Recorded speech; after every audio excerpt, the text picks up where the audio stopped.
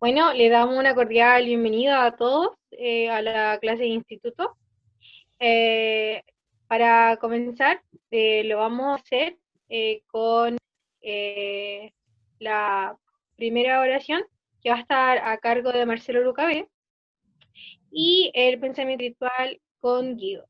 Y por eso vamos a tener la clase, y antes de que termine la clase, voy a tomar un pequeño tiempo para poder conversar un poco con ustedes. Gracias. Permiso. Amado Padre Celestial, estamos muy agradecidos en esta noche por dirigirnos a ti, estamos agradecidos por poder tener esta clase de instituto, poder elevarnos espiritualmente y poder aprender más sobre lo que tú esperas de nosotros. Gracias por las clases que prepara la maestra y te agradecemos por cada material que tenemos dentro del Evangelio para poder ir progresando.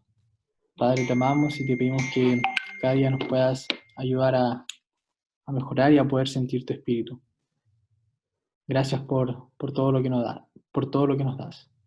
Te pedimos y agradecemos cada una de estas cosas en el sagrado nombre de tu Hijo Jesucristo. Amén. Amén. Amén. Amén. Amén. Amén. ¿Se escucha? Sí, Sí. perfecto. ¿Sí? Ya, genial. Entonces, la escritura que quiero compartir hoy día está en Lucas 17:32, que es súper corta. La escritura dice: acordaos de la mujer de Lot. Si hacemos un poco de memoria, Lot fue mandado por el Señor a salir de Sodoma y Gomorra junto a su familia. Y una de las cosas que el Señor le pidió fue que al salir de la ciudad no miraran hacia atrás.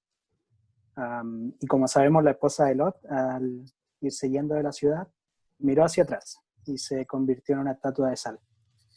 Entonces, en un discurso de Elder Holland, él explica que la esposa de Lot no solo miró hacia atrás, pero miró hacia atrás con nostalgia. Miró hacia atrás pensando que el pasado que estaba dejando era mucho mejor que el futuro hacia el cual estaba caminando.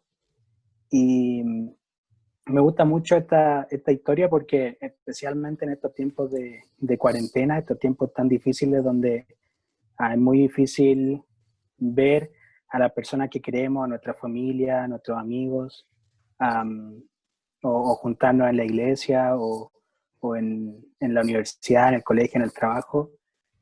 Estamos súper propensos a mirar hacia atrás, como lo hizo la esposa de Lot, de querer volver al pasado, a hacer las cosas que normalmente hacíamos en nuestra vida. Y un poco lo que quiero compartir y un poco la invitación es a poder tener fe y tener esperanza de que a todos nos espera un futuro aún mejor. Siempre se nos promete que las bendiciones van a llegar en algún momento. Entonces, debemos tener la fuerza de poder mirar hacia adelante y entender que el futuro nos esperan muchas cosas, muchas bendiciones. Y eso era lo que quería compartir, y lo hago en el nombre de Jesucristo. Amén. Amén. Muchas gracias. Espero entonces que lo que podamos aprender hoy día pueda ayudarnos a mirar hacia el futuro, como nos invita Guido.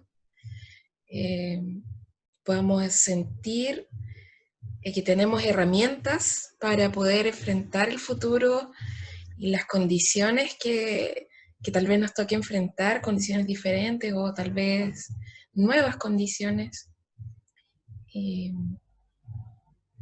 Bueno, vamos a ver de qué vamos a tratar hoy. Nuestra clase se trata acerca de la administración prudente de los recursos económicos. Este es un tema que a mí me gusta mucho, he aprendido mucho en este último tiempo en el que he podido vivir sola, administrar mis propios recursos, mis propias finanzas. Entonces, espero poder pasar un poco de mi aprendizaje y también, por supuesto, les invito a compartir lo que ustedes vayan sintiendo que puede ser algo útil para los demás. Estamos todos en distintas etapas de nuestra vida, algunos que están estudiando, otros que están esperando para estudiar, otros que ya están trabajando. Entonces, lo que aprendamos hoy nos va a servir en todas estas etapas en las que nos encontramos. Y hay 4 áreas o 4 focos que me gustaría darle a esta clase. El primero, vamos a establecer nuestro fundamento con la ley de finanzas del Señor, que es la ley del diezmo. Vamos a hablar acerca también de la deuda, qué son las deudas y cómo podemos tener deudas razonables, cómo podemos evitar endeudarnos. Y vamos a hablar acerca de la integridad personal en todo lo que tenga que ver con dinero y con el uso de nuestros recursos. Y también vamos a hablar un poquito acerca de la responsabilidad familiar en cuanto a la administración de los recursos. Entonces, para comenzar, me gustaría que leyéramos esta cita. Me gustaría pedirle a Diego Huerta, ¿podrías leerlo? ¿Se escucha? Perfecto.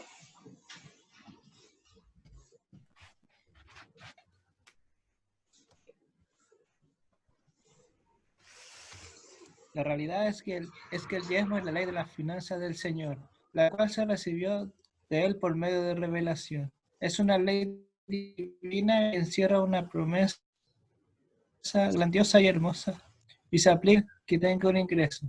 Se aplica tanto a la viuda en su pobreza como al hombre rico en su riqueza. Diego, ¿te recuerdas qué es lo que dice en Malaquías en cuanto al diezmo? Más bien, ¿cuáles son las promesas?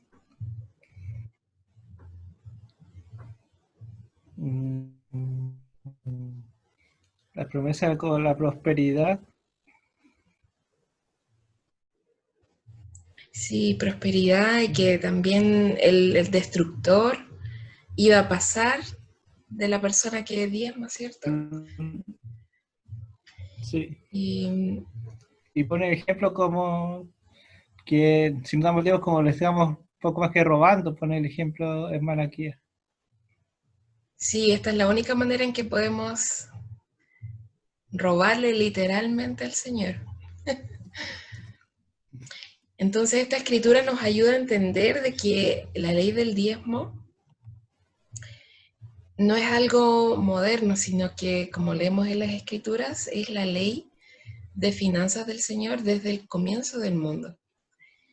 Y es una ley, como dice aquí, maravillosa. Se aplica en igualdad de condiciones para todos, ya sea que alguien reciba muchos ingresos o alguien que reciba pocos ingresos. A todos se nos pide del 10% de nuestro interés o de nuestra ganancia. Y entonces quisiera establecer este primer punto para que podamos tener una vida productiva y providente. Debemos establecer nuestra finanza y todo lo que hacemos en cuanto a nuestros recursos, la administración de nuestros recursos, en la ley que el mismo Señor nos ha dado, que es que podamos darle a Él un 10%. Y cuando decimos darle a Él, nos referimos en realidad a su reino, que es la iglesia. Me gusta mucho lo que Elder Holland nos dice. Me gustaría pedirle a Catalina si puede leerlo y también comentarlo. ¿Qué piensa de lo que dice Elder Holland? Claro. Dice, paguen sus diezmos y ofrendas por honestidad e integridad, porque pertenecen a Dios. El pago del diezmo no es una pequeña dádiva que otorgamos caritativamente, sino que es el pago de una deuda. Bueno, la verdad, siempre en mi opinión personal he entendido y bueno, me han enseñado mis padres de que el diezmo se trata de algo netamente espiritual y no de algo económico, no es como algo de dinero en sí. Y creo que Elder Holland quiere como transparentar eso al momento de decir que nosotros podamos invitar, la verdad, a mantener nuestra integridad y nuestra honestidad, ¿cierto? Porque me gusta mucho cuando dice que otorgamos a Dios caritativamente. Siempre he pensado que Dios lo tiene todo, que Él no necesita dinero tal vez para su propio beneficio. El mayor aprendizaje que nosotros podemos llegar a tener pagando el diezmo es ese. Creo que nos acerca a poder parecernos más al Salvador Jesucristo, a ser honestos, así como Él pagó como nuestras deudas al momento de la expiación de su sacrificio, nosotros podemos hacer lo mismo por Dios, demostrando nuestra fe y mostrándole que, bueno, estamos agradecidos por las bendiciones que Él nos da. Como todo lo que nosotros recibimos aquí en la tierra es de Él y la oportunidad que Él nos da de poder trabajar, de poder tener un sueldo, también le pertenece a Él. Entonces, creo que va como por ese lado también, de ser como derechos y agradecidos y fieles al Señor. Muchas gracias, Catalina. Yo creo que has dado en el clavo en el análisis. ¿Recuerdan en el libro de Mormón cuando el rey Benjamín dice que aunque hiciéramos todo lo que podemos, todo en favor de otras personas, aunque hiciéramos todo bien, aún seríamos deudores con Dios, porque cuando hacemos algo bien, el Señor ya nos bendice. Entonces, Él siempre está adelante de nosotros. Y Catalina ha dicho muy bien cuál es nuestra deuda. Quiero invitarles a ver un video. Pero primeramente, llevarles a reflexionar en la letra del himno, que, bueno, hace mucho tiempo que no canto himnos, pero me acordé de esta letra al pensar en la cita de Elder Holland, y es el himno de Roca de Eternidad. Entonces la letra dice: Roca de eternidad, sé mi faro de verdad. En la sangre que brotó de tu cuerpo que murió, mis pecados lavaré y pureza buscaré. Aunque orara con piedad y llorase sin cesar, por mis culpas y maldad no podría yo pagar. Solo puedes tú salvar, solo en ti he de confiar. Entonces, quiero invitarles a meditar en cuanto a la deuda que tenemos con el Padre Celestial.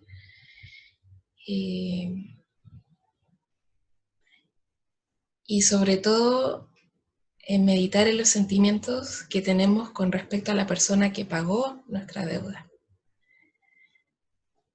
Y al terminar el video me gustaría escuchar algunos pensamientos.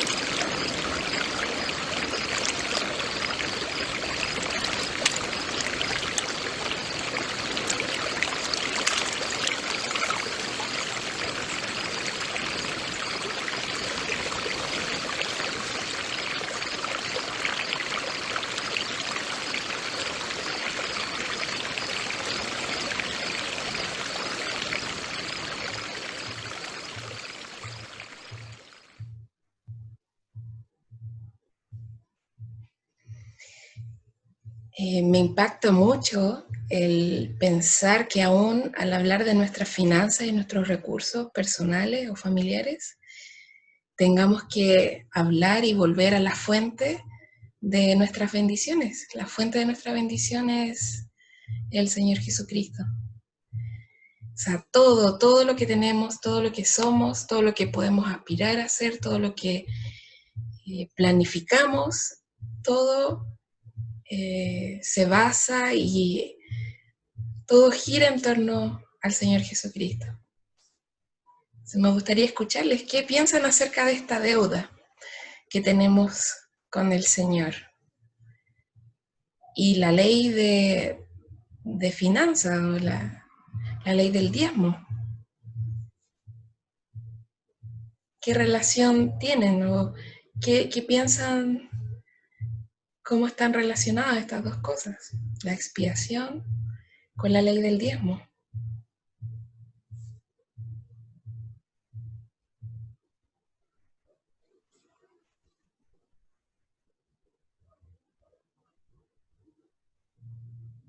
Lynn, ¿Sí, Guido? yo pienso que al ver el video y pensar un poco el sacrificio que el Señor hizo por nosotros, yo creo que lo que se nos pide es tan poco comparado con lo que Él, con el sacrificio que Él hizo, que no sé, es simplemente quizá una forma de, de enseñarnos a sacrificarnos para quizá tratar de pagar la deuda que tenemos con Él. Aunque personalmente pienso que es imposible pagar el sacrificio que Él hizo, pero son pocas cosas que podemos hacer para saldar esa cuenta poco a poco, quizás. Gracias, Guido. Has usado una palabra clave que es sacrificio. El Señor sacrificó todo por nosotros y de nosotros también se requiere un sacrificio. La palabra sacrificio, la raíz en latín, se compone de dos partes, que en español se podría decir hacer santo. Entonces, a través del diezmo y de nuestro sacrificio, a través de este acto, nosotros mismos nos hacemos santos. Y también el mismo hecho de entregar un dinero, ese dinero se hace santo. Es un sacrificio. Entonces, es todo muy simbólico también. Nos lleva a pensar en el sacrificio del Señor. Y es como lo que nos enseñan las Escrituras, que todas las cosas testifican de Cristo y todas las cosas señalan hacia ese Salvador. Sigamos avanzando, porque a veces creemos que las bendiciones del diezmo o no sé, hay un cierto sector de miembros de la iglesia que piensan que las bendiciones del diezmo son prosperidad y abundancia económica, lo que puede ser cierto, pero el Elder Bednar nos enseña también qué otras bendiciones recibimos a través del diezmo. Y me gustaría pedir la ayuda a Eduardo. Si puedes leerlo. Y ¿sí? Después de leerlo, tal vez si hay alguna experiencia en tu vida que compruebe lo que el de Bednar nos enseña. Ok, entonces va a comenzar. Dice, a veces es posible que le pidamos a Dios tener éxito, y Él nos da fortaleza física y mental. Quizás supliquemos por prosperidad, y recibamos una perspectiva más amplia y más paciencia. O pidamos ser mejores, y se nos bendiga con el don de la gracia. Él puede concedernos convicción y confianza al esforzarnos por alcanzar metas dignas, y cuando suplicamos alivio por las dificultades físicas, mentales y espirituales, quizás Él aumente nuestra resolución y capacidad de recuperación.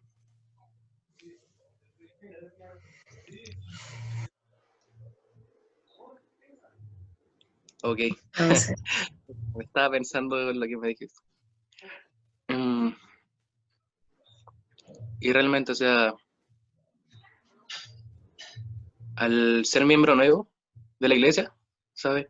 Y ir a la misión con un año de miembro, bueno, yo veía a mis compañeros que ellos sabían como mucho, ¿sabes? Y era como, va, yo no sabía nada. Me sentía como muy, muy triste por eso. Entonces, oré al Señor, le dije que me ayudara. Y entonces Él derramó sus bendiciones. O sea, Él me hizo que cada cosa que yo estudiara me llegara a mi mente. O sea, a mí realmente se me acababa como la paciencia, así como, va, no voy a conseguir nunca. Pero no, Él me decía, no, tranquilo, yo estoy contigo. Y entonces, eso es lo que más así como más recuerdo. Es como el amor gigante que nos tiene nuestro Padre Celestial. Y la manera de que Él nos va a ayudar. O sea, tal vez no sea lo preciso lo que necesitamos, pero Él sabe lo que realmente nos puede ayudar y lo que nosotros necesitamos para Él. ¿Me entiendes? Y entonces, no sé, yo realmente me siento muy bien, o sea, de que el Padre sabe lo que necesitamos. Exactamente.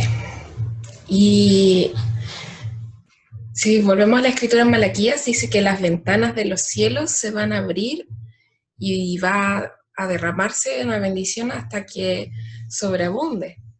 Y a veces las ventanas de los cielos es justamente lo que nos comenta Eduardo, el recibir mayor luz, el recibir inspiración. Cuando, como dice aquí el Red Bednar, a veces pedimos a Dios éxito, tener éxito. Y a cambio Dios nos da fortaleza física o fortaleza mental. Entonces, estas bendiciones también provienen del pago del diezmo, de nuestro sacrificio, que nos hace ser santos. Sigamos avanzando. Me encanta esta frase. La descubrí en el manual del alumno y me gustaría compartirla con ustedes. Dice, pagamos el diezmo porque tenemos fe, no porque tenemos dinero. Cuando tengan dudas, si es que alguna vez dudan en pagar el diezmo, aférrense y aferrémonos a nuestra fe. Yo sé que todos hemos escuchado alguna historia de milagros por el pago del diezmo, ya sea en nuestra propia familia, la vida de nuestros amigos, de otros miembros de la iglesia. Pero yo sé que a cada uno también le va a tocar esa oportunidad de vivir una historia de milagros por causa del diezmo. Entonces, no nos aferremos al dinero, sino que aferrémonos a nuestra fe. Y si cumplimos con el Señor, Él siempre, siempre va a cumplir con nosotros. Ya sea a través de medios milagrosos, cosas inesperadas o inexplicables que llegan a nuestra vida, o a través de su iglesia. Pero si no cumplimos con el Señor y esperamos recibir ayuda de la iglesia, esta es como una mesa de 3 patas, no se mantiene firme. Entonces siempre, siempre, siempre escojamos aferrarnos a nuestra fe. Ya sea que tengamos mucho dinero o poco dinero, como decía Catalina en el comienzo, esto no es un asunto de dinero, es un asunto de fe. Algunas cosas que se hacen con el diezmo. Todos los templos, capillas, otros edificios de la iglesia, todo es en base al pago de los diezmos. Todas las actividades que existen para los niños, jóvenes, adultos, todas las ayudas para la congregación local y general de la iglesia es en base a los diezmos. Encuentro increíble que nuestra iglesia nos entregue tantos materiales de manera gratuita. En otras iglesias no es así, uno tiene que comprar sus propios manuales. Pero nosotros recibimos de manera gratuita los materiales de excelente calidad. ¿Por qué? Porque nosotros pagamos un diezmo. Entonces, el diezmo finalmente no va a un lugar desconocido o a un bolsillo desconocido, sino que regresa a nosotros, convertido en una bendición. Entonces recordemos esto. Cuando estemos en la capilla nuevamente y escuchemos el aire acondicionado funcionando, ¿cierto? Pensemos, ese es mi diezmo. Y cuando estemos en el edificio, estemos sentados en una silla cómoda, ese es nuestro diezmo. Entonces, el diezmo es la ley de finanzas del Señor para mantener y hacer crecer su reino y también para ayudarnos a nosotros a tornarnos o hacernos más santos. Con esto ya en mente me gustaría comenzar a llevar su atención hacia otro aspecto de esta clase, que son las deudas. Yo creo que todos sabemos cómo crearnos deudas. Entonces vamos a ver cómo podemos evitar y también salir de estas cosas.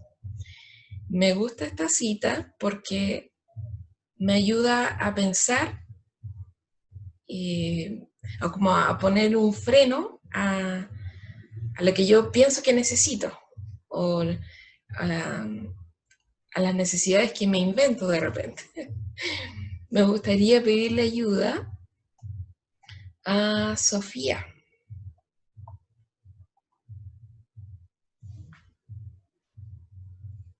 Lo sabía, lo sentí.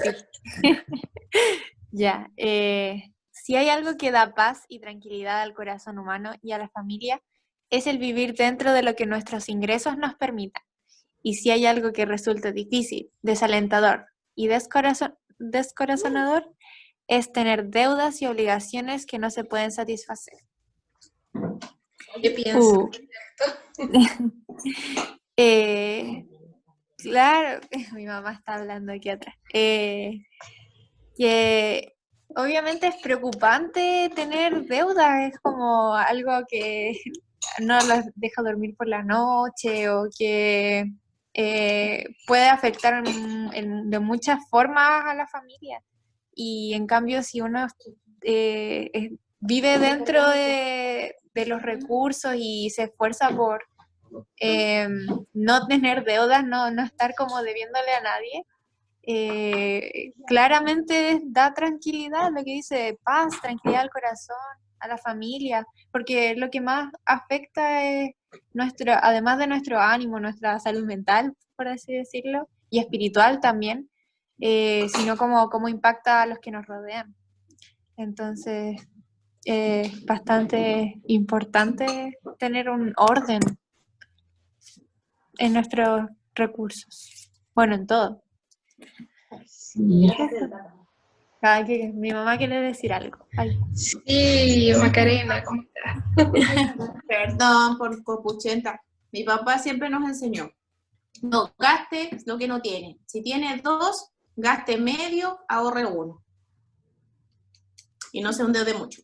Sí, a veces me dicen. Sí, siempre nos reta mucho. Porque somos como media stingy, somos como manito guagua, ¿no? Pero eso. Sí, exactamente. Yo creo que esa es la lógica que debiéramos seguir. Ser prudente con el uso de nuestros recursos. Y de hecho, es el enfoque que tiene la iglesia, o sea, no gastar más de lo que tiene y ahorrar de lo que tiene. Miren, en el curso de finanzas personales para la autosuficiencia es espectacular. Les recomiendo que puedan revisar el manual. Yo voy a dejar el manual también en los recursos que tenemos en Google Drive. Hay una sección que habla acerca de las deudas. Y miren lo que dice. Una deuda consiste en pedir prestado dinero que no es tuyo. Por lo general, viene con un costo que se conoce como interés. El interés es un porcentaje de la cantidad que se debe. Tú terminas pagando más de lo que pediste prestado, a veces muchísimo más. Las deudas vienen con pagos que se requieren hacer, o las cuotas, ¿cierto? Y con una expectativa general de devolver todo lo que se pidió prestado, más el interés. ¿Qué hay de bueno en una deuda en realidad? ¿Por qué nos endeudamos? Tenemos una tendencia a dejarnos llevar por nuestros impulsos de repente. Y las grandes casas comerciales y la economía, el mercado, ¿cierto? Se aprovecha de esta tendencia del hombre y de la mujer natural para que nos endeudemos y obtengamos lo que necesitamos, entre comillas, o lo que queremos en ese instante. Entonces, una deuda es una pérdida por donde se le mire, a menos que sea una deuda razonable, le llaman en el manual de las finanzas personales. Deudas razonables. Por ejemplo, endeudarse para tener una casa modesta y asequible. Esto puede ir variando dependiendo de nuestros recursos, ¿cierto? Un gasto razonable para los estudios que conducirán a un mejor trabajo. También es una deuda razonable. También transporte modesto y básico, solo si fuera necesario.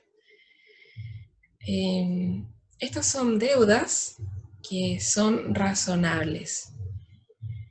Entonces, recordemos esto, en el momento que tengamos que tomar decisiones de qué cosas vamos a, o en qué cosas nos vamos a endeudar, de preferencia que sea en una de estas. Lo demás, por ejemplo, comprarse un televisor, uno quisiera comprarse un televisor tal vez ahora, en este instante, y el desafío está en quizás ahorrar mes a mes una cierta cantidad de dinero para que, llegado el momento, podamos comprar todo cash, todo al instante, quedar libre de compromisos económicos.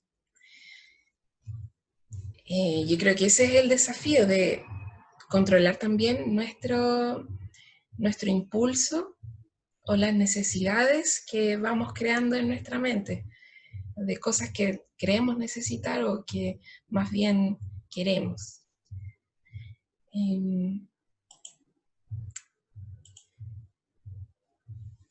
Aquí está un poco lo que decía la hermana Macarena. Estas son las palabras de Bednar también, en la primera reunión en la que él participó, donde se distribuía o se asignaba el uso de los diezmos. Me gustaría pedirle ayuda. No sé si Jaime, ¿puedes hablar, Jaime? Sí, no hay problema. Ya. Entonces, leer y luego comentar lo que más te guste o te llame la atención. Ya. En esa primera reunión de consejo quedé impresionado por la sencillez de los principios que guiaron nuestras deliberaciones y decisiones. En las operaciones financieras de la Iglesia se observan dos principios básicos y fijos. Primero, la Iglesia vive dentro de sus propios medios y no gasta más de lo que recibe. Segundo, una porción de los ingresos anuales se aparta como reserva para contingencias y necesidades imprevistas. Por décadas, la Iglesia ha enseñado a los miembros el principio de guardar alimentos, combustible y dinero para afrontar emergencias que podrían surgir. La Iglesia, como institución, simplemente sigue los mismos principios que se enseñan repetidamente a los miembros.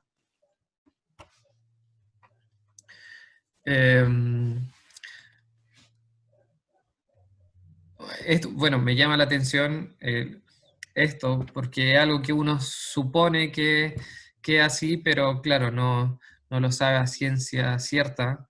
Y bueno, aquí el de Bednar comenta de que es así, de que lo que enseña la Iglesia, ellos lo aplican, ellos lo viven, y es como lo que decía no sé quién, la mamá de alguien que comentó. Sí, la mamá de Sofía. Sí, la mamá de Sofía, que claro, si recibimos 2, no vamos a gastar 3, porque no tenemos ese dinero. Y de hecho, se aconseja que gastemos menos de 2 para que podamos ahorrar. Entonces, me gusta lo que acabamos de leer, porque es un testimonio que tenemos para nosotros, la administración de los fondos que son sagrados de la iglesia. Podemos ver los frutos que ha tenido la iglesia gracias a esos 2 principios básicos que dice ahí.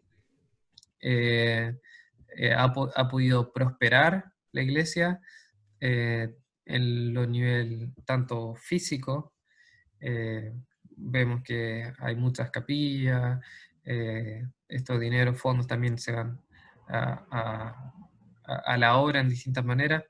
Entonces, es un testimonio más de que lo que nos enseñan a nosotros es algo que es inspirado y que sirve. Exactamente. Y la manera es tan sencilla. No se me imaginan, las grandes corporaciones económicas deben tener procesos muy complejos para alcanzar un equilibrio y tener ganancias y etcétera. Pero la iglesia se maneja de esta manera, entonces lo que el Señor hace con su reino es lo que nosotros debemos también aplicar en nuestro reino pequeñito, que es nuestra familia, nuestra casa.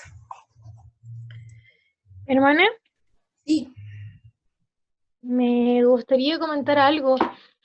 Es adelante. que he estado pensando durante este tiempo que, bueno, como la, entre comillas, como fórmula del Señor para ayudarnos a tener como éxito temporal y también progresar espiritualmente no es muy diferente una de la otra, porque podemos aprender como a controlar nuestros impulsos, aprender del autocontrol, eh, nosotros permaneciendo en lugares santos y procurando guardar la ley de castidad y la palabra de sabiduría. Y también podemos aprender como sobre la modestia con los padrones que vivimos en la iglesia.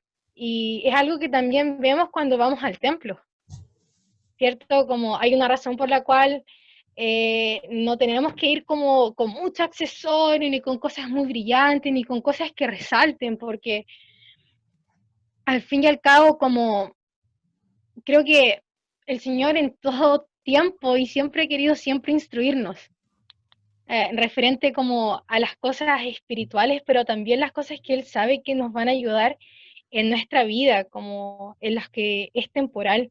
Entonces, en sí pienso que todo es un equilibrio para el Señor. Y si somos capaces de poder guardar sus mandamientos, vamos a ser capaces también de comprender los otros, que tal vez podrían ser más difíciles, como entender que debemos pagar el diezmo, de que debemos procurar mantener una vida que sea modesta, porque es algo para nuestra propia felicidad. Maravilloso, maravilloso análisis. Me lleva a pensar en que, como veíamos hace unas clases atrás, no hay nada que sea temporal para el Señor. Al final, todo es espiritual. Y todas estas cosas forman parte del gran evangelio de Jesucristo para nuestra perfección o perfeccionamiento. Como decíamos, el sacrificio, el hacernos santos. Y miren, este es el enfoque de autosuficiencia que propone la Iglesia para nosotros, los miembros. Y es el enfoque que tiene la Iglesia a nivel general también. Entonces, nosotros recibimos un ingreso, lo primero que debemos hacer es pagar al Señor, entre comillas, ¿cierto? A través de nuestros diezmos y ofrendas. Después que hemos pagado al Señor, nos pagamos a nosotros mismos. ¿Cómo hacemos eso? A través del ahorro. Ahí cada uno debe determinar cuál es su capacidad de ahorro. Luego de haberle pagado al Señor, nos pagamos a nosotros mismos. ¿Para qué? Para desarrollar una seguridad financiera. Se nos recomienda al menos tener ahorrado un sueldo mensual, al menos. Lo ideal sería tener para 3 meses. Entonces, tengamos ahí ese parámetro.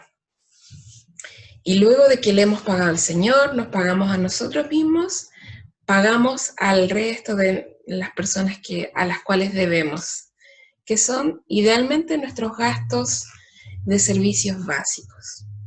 Y bueno, otros compromisos económicos que tengamos. Y este es el orden que se nos invita a tener. Este enfoque de autosuficiencia lo pueden ver con mayor detalle en el manual de las finanzas personales, que es el que les he comentado ya. También en el manual se nos enseña que las finanzas, aunque sean personales, también cuando somos parte de una familia, tiene consecuencias también en la familia. Y se nos invita a que toda la familia sea parte de la toma de decisiones que influyen en los presupuestos familiares o en las finanzas o en los recursos que la familia posea. Tenemos aquí una casita. Las paredes de esta casa son el trabajo y el presupuesto. Las paredes en una casa proveen de protección, ¿cierto? Y son las que ayudan a sostener también el techo. Entonces, somos protegidos cuando tenemos trabajo, pero a la par somos protegidos cuando trabajamos o nos guiamos en base a un presupuesto. El curso de las finanzas personales nos enseña a hacer un presupuesto en base a todas nuestras necesidades y a todos nuestros compromisos económicos.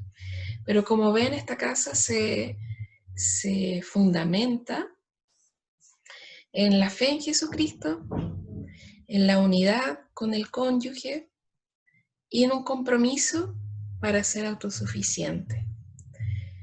Se nos invita a primero pagar nuestros diezmos y ofrendas, proteger a la familia de las dificultades a través de un ahorro, y a la par que ahorramos, que podamos eliminar deudas, y luego que hayamos eliminado deudas, se nos invita incluso a invertir para el futuro. Y así construimos una casa que nos permita finalmente acoger a otras personas, bendecir a otras personas de manera generosa. Y este es el enfoque que nos propone la autosuficiencia, o que nos propone el Señor a través de la autosuficiencia. Y encuentro que esto es algo increíble. No sé si hay otras congregaciones religiosas o otros grupos que enseñen esto a sus miembros. Entonces está en nosotros el desafío de poder alinearnos con estas enseñanzas. Y bueno, yo puedo compartir mi experiencia al hacer este curso, pude ordenarme completamente, incluso comenzar a ahorrar, e incluso comenzar a pensar en opciones para invertir. Aunque aún no invierto en nada, estoy pensando cómo hacerlo, qué es lo más conveniente, de acuerdo a mi situación actual. Y así, yo pienso que el Señor quiere bendecirnos de muchas maneras, pero necesitamos seguir este orden, este fundamento de nuestra casa tiene que seguir este orden. Y me gusta mucho la parte que dice que todos los temas de dinero, el uso de los recursos, requieren unidad con el cónyuge, unidad con el Señor. Bueno, aquí creo que no hay ninguno casado, ¿cierto? ¿Algunos con planes? Yo estoy casado. Ya.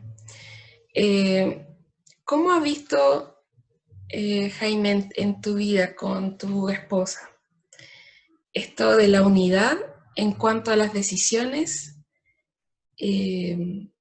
económicas? Antes de casarse, como estaban en el mismo bote los dos, o tuvieron que conversar, ponerse de acuerdo. Sí, mi esposa y yo somos bien distintos, la verdad. No nos parecemos mucho nuestros intereses o no sé. Pero en respecto a esto, en finanzas somos bien ordenados los dos. Cada uno recibe ingresos por medio de su trabajo y siempre lo primero que hacemos es pagar nuestros diezmos y ofrendas también. Y, y con lo que queda, ahorramos, básicamente, ahorramos. Felizmente no tenemos deuda, esperamos no tenerla.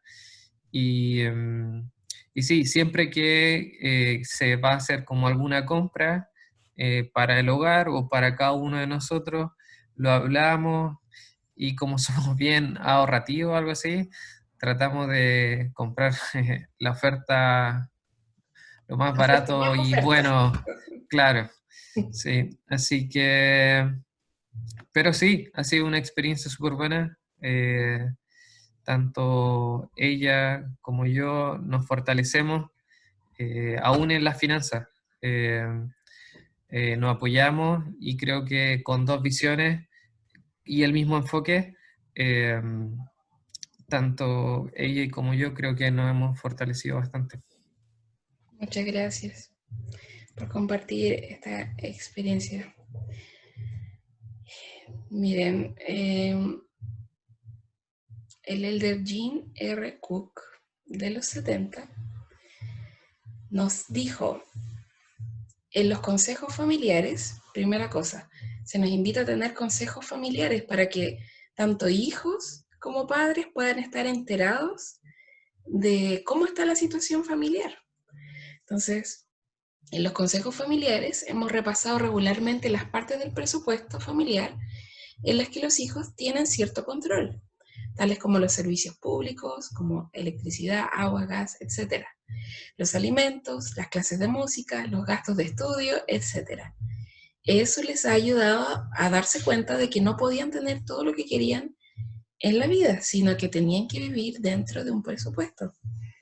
Al ver a su familia hacerlo mes tras mes, ellos naturalmente desearon también hacer lo mismo.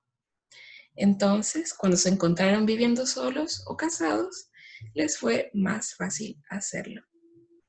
Entonces, para todos los que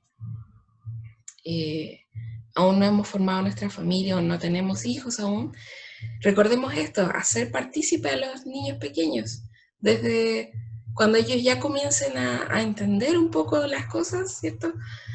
Hacerles partícipes de las cosas que atañen al uso de los recursos familiares. ¿Para qué? Para ayudarles a desarrollar habilidades para cuando ellos mismos sean adultos y sean o conformen sus propias familias. Hay otra cita muy interesante y me gustaría pedirle ayuda. A ver, ¿a quién tengo aquí? Me gustaría pedirle ayuda a Pablo, tal vez. Bienvenido, Pablo.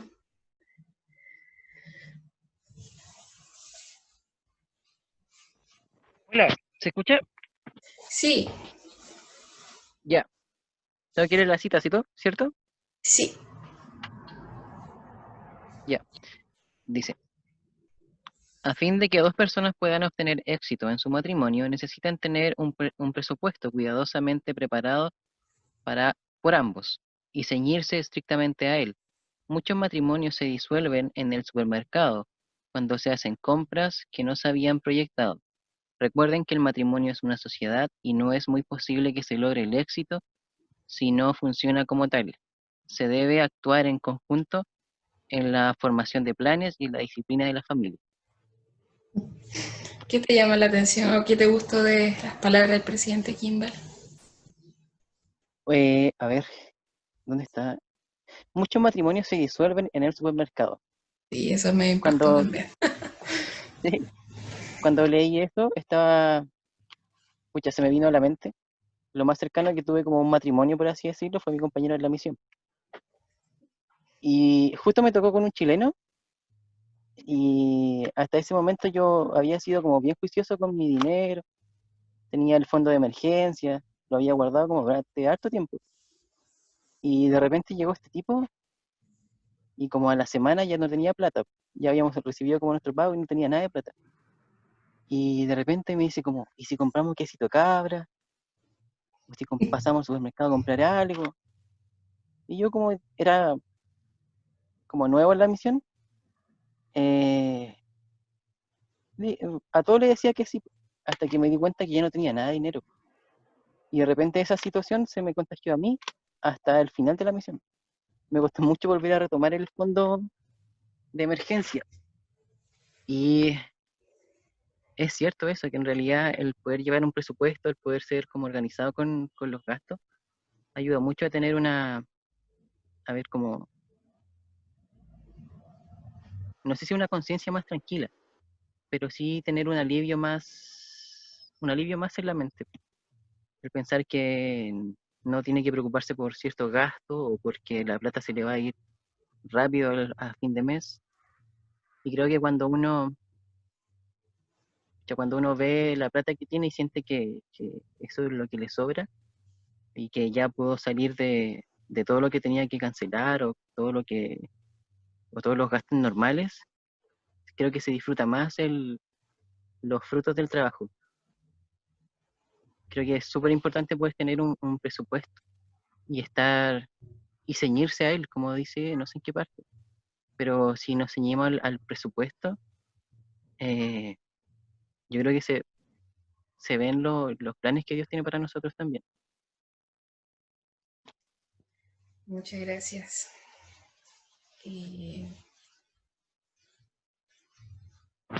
Por cosas pequeñas y sencillas se realizan grandes cosas. También por cosas pequeñas y sencillas se destruyen grandes cosas. Entonces, esta invitación de llevar un presupuesto, sobre todo en el último tiempo, se está retomando esta costumbre que era una costumbre antigua y está volviendo con mucha potencia, sobre todo entre la gente más joven que busca maneras de poder organizar su vida y tener prosperidad.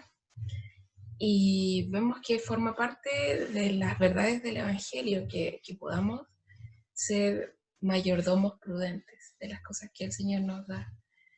Y esto que muchos matrimonios se disuelven en el supermercado es impactante. Muchos matrimonios se disuelven por no estar aunadas las voluntades en cuanto a qué se va a hacer con el dinero, cuáles van a ser las prioridades en cuanto al dinero. Y es importante que nosotros tengamos unión con el Señor, unión con nuestro cónyuge, con nuestro futuro cónyuge, en cuanto a estos temas que pueden parecer triviales incluso para algunas personas, o que pueden darse por sentado, pero son cosas que debemos conversar. Incluso antes del matrimonio es un tema que se nos recomienda tratar con la otra persona. ¿Cuáles son tus opiniones en cuanto a esto? El pago del diezmo, ¿cuál es tu sentimiento en cuanto a esto? Tu prioridad, etcétera. Son cosas en las cuales debemos alcanzar una voluntad única o que esté equilibrada. Ya estamos terminando nuestra clase y nos falta solo un tópico por tocar, y para tocar este tópico quiero invitarles a ver este breve video que habla acerca de la integridad. Ya hemos hablado acerca del diezmo, de las deudas, cómo evitarlas, y hemos hablado acerca de la necesidad que las finanzas sea un tema familiar. Y ahora volvamos a nosotros mismos, al individuo. Vamos a poner aquí.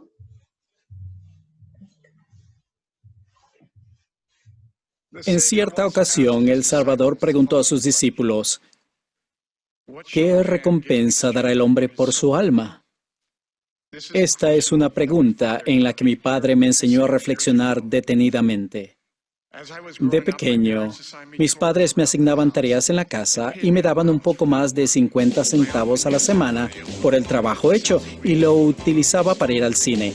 Una entrada costaba 25 centavos para un niño de 11 años.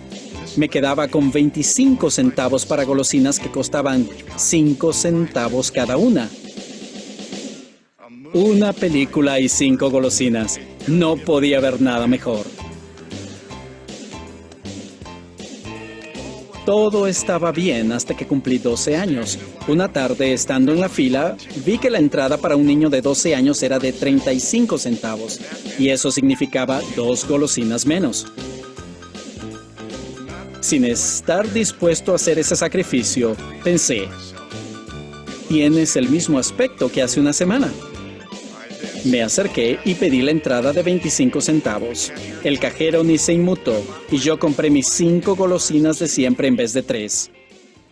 Encantado con mi logro, corrí a casa para contarle a mi papá sobre mi hazaña.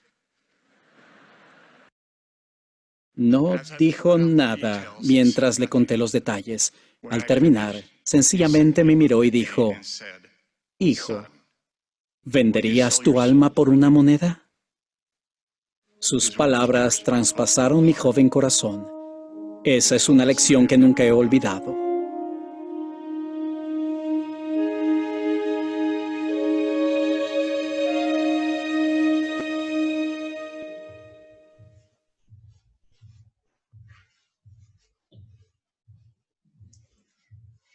Entonces, en todos los temas que tengan que ver con dinero, hagámonos siempre esta pregunta.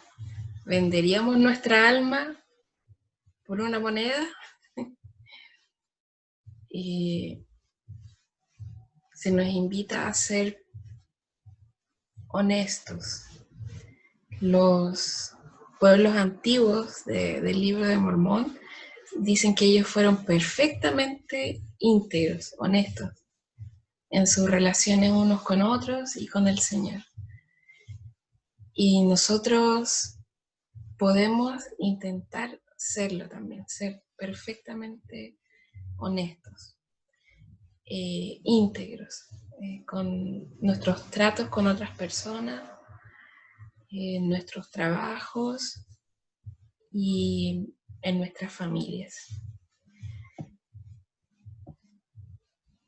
Hemos visto entonces los 4 puntos que tienen que ver con la administración prudente de nuestros recursos. Pero para terminar, me gustaría escuchar algunas opiniones, algunos comentarios. Volvemos al personaje principal de todas nuestras clases, Jesucristo, nuestro Señor. ¿De qué manera es Jesucristo nuestro ejemplo perfecto en todas estas cosas? ¿Qué nos dice del Señor, de su personalidad, de su carácter, de su manera de pensar, ¿cierto? El que nos haya dado una ley de finanzas como el diezmo, que nos haya dado el mandamiento de evitar las deudas o de librarnos de las deudas. Y pensar un poco y decir, a ver, ¿cómo el Señor vivió esto del tema de que las finanzas son un asunto familiar? Sabemos que Él fue personalmente íntegro, perfectamente íntegro, Pero ¿de qué manera fue, es el Señor un ejemplo perfecto en todas estas cosas? ¿Qué piensan?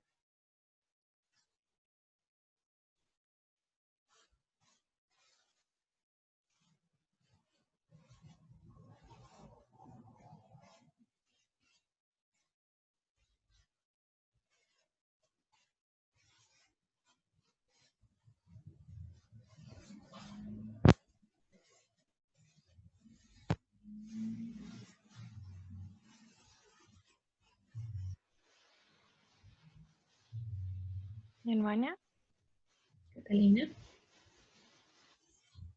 pienso de que durante toda su vida, Jesucristo no vivió muy diferente de nosotros. Claro, sí, él era perfecto y todo, pero todo lo que él pudo como vivir en carne propia, lo llevó en una situación semejante porque él ya conoce y se enfrentó a todo lo que nosotros igual podríamos como enfrentarnos. Pienso de que cuando se nos señala en las escrituras de que a Jesucristo están sujetas todas las cosas, no está exento como cumplir a cabalidad todo lo que el Señor, todo lo que el Padre Celestial requiere de nosotros. Jesucristo sacrificó su hogar celestial, Él sacrificó todo por nosotros. Él conoce que hay cosas las cuales van a ser más difíciles, como nosotros no conocemos las circunstancias de vida de todas las personas, pero sí me imagino que son muy diferentes, por lo tanto, tal vez para tal familia puede ser algo más fácil, tal vez como, o comprende mejor que debe como pagar ofrendas, que la familia debe dar su diezmo por gratitud al Señor, pero muchas personas también lo dudan cuando se ven en necesidad, pero el Señor ya enseñó cómo sacrificar. Y creo que el mayor ejemplo que Él nos dio es que siempre después del sacrificio viene la bendición. Es como ya lo hemos oído, como cuando sacrificamos y somos capaces de poner al Señor en primer lugar, cuando pagamos el diezmo a pesar de que estamos en situaciones difíciles, el Señor nos bendice. El Salvador Jesucristo se sacrificó Él mismo y, y somos bendecidos infinitamente a causa de eso. Y eso no va a extinguirse. Entonces yo me siento muy agradecida porque realmente Jesucristo fue un ejemplo perfecto en todas las cosas y hasta en lo más pequeño podemos llegar a ver que hay símbolos de Él en la vida diaria y en todo lo que se nos enseña en la iglesia. Aún cuando se nos invita a tener una vida modesta, cuando se nos invita a que podamos guardar los mandamientos y que podamos tener autocontrol sobre nosotros mismos. Muchas gracias.